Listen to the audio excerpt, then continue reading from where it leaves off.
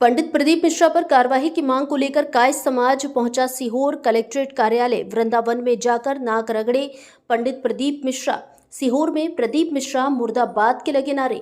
बड़ी संख्या में एकत्रित होकर आज कायस्थ समाज सीहोर कलेक्ट्रेट कार्यालय पहुंचा, जहां पंडित प्रदीप मिश्रा ने चित्रगुप्त भगवान को लेकर जो अभद्र भाषा का प्रयोग किया, उसको लेकर कायस्थ समाज में आक्रोश है। पंडित प्रदीप मिश्रा मुर्दाबाद के लगाए नारे। कायस्थ समाज का कहना है कि पंडित प्रदीप मिश्रा बार बार अनाप शनाप बयान देकर अपना ग्राफ कम कर रहे हैं। हमेशा पंडित प्रदीप मिश्रा छोटी बात करते हैं। राधा रानी पर जिस तरह उन्होंने टिप्पणी की, वैसे ही अब चित्रगुप्त पर उन्होंने अभद्र भाषा का प्रयोग किया। पंडित प्रदीप मिश्रा चित्रगुप्त शक्तिपीठ वृंदावन पहुंचकर नाक रगड़कर माफी मांगे या सार्वजनिक माफी मांगे।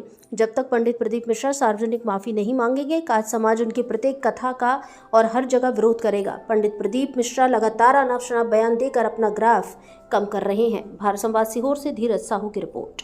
जो प्रदीप मिश्रा जी है कथावाचक, और चूंकि हमारे शहर से संबंधित हैं, तो हम लोगों की जवाबदारी और बढ़ गई है, क्योंकि राष्ट्रीय स्तर पे हमें फोन आ रहा है। और मिश्रा जी की ये पहली बार नहीं है।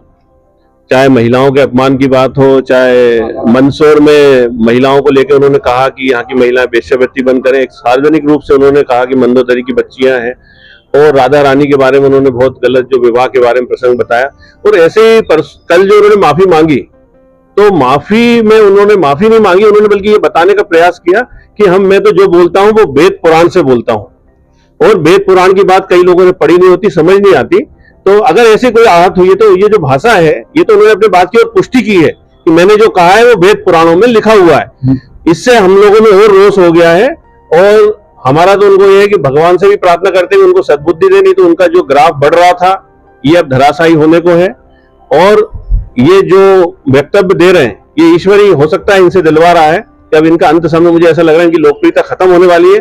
और अगर इनको भगवान अगर थोड़ी भी बुद्धि है तो ये अभी जाएं, हमारा जो है वृंदावन में चित्रगुप्त पीठ है, वहां पे नाक रगड़े जैसे इन्होंने वृंदावन में की थी।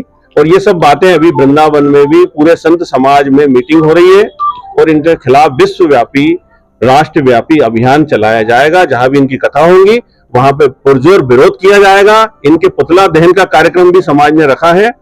हो सकता है कल हम इसका पुतला दहन करेंगे, और FIR, क्योंकि कानून कहता है 295, 298 और 153, ये लोगों की धार्मिक किसी वर्ग विशेष की भावनाएं आहत होती है, ऐसा कर 3 साल के कारावास का भी इसमें प्रावधान है। तो मैं मिश्रा जी को कहूंगा, और सारे समाज की ओर से, सारे सनातनियों की ओर से, कि वे इस तरह की ये बेसिरपेर की बातें बंद करें और हमारे सनातन का मजाक बनाना बंद करें। अगर माफी नहीं मांगते तो क्या करेंगे? हम FIR करेंगे और हाई कोर्ट में पिटीशन लगाएंगे, क्योंकि ये बार बार हो रहा है।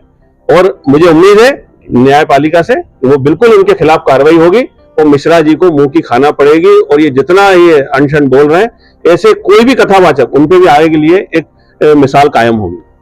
देखिए, अभी प्रदीप मिश्रा जी ने महाराष्ट्र की एक कथा में व्यासपीठ से यमराज और चित्रगुप्त भगवान के बारे में गलत टिप्पणी की है, और कल उन्होंने प्रेस वार्ता करके माफी मांगने का प्रयास किया है, और हवाला दिया है कि शिव पुराण में ऐसा उल्लेख है, जबकि मैंने स्वयं 11 बार शिव पुराण को पढ़ा है, उसमें कहीं पर भी ऐसा नहीं लिखा है।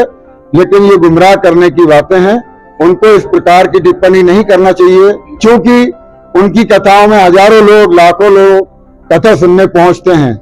इस प्रकार की भाषा का प्रयोग वो करेंगे, और सनातन धर्म के देवताओं के बारे में अपमानजनक टिप्पणी करेंगे, तो हमारे धर्म की नई पीढ़ी को गलत संस्कार जाएंगे, और हमारे सनातन धर्म का अपमान होगा, और हमारे सनातन धर्म का पतन होगा। हम इनका विरोध करते हैं, और पूरे देश में उनके खिलाफ कार्रवाई की जा रही है।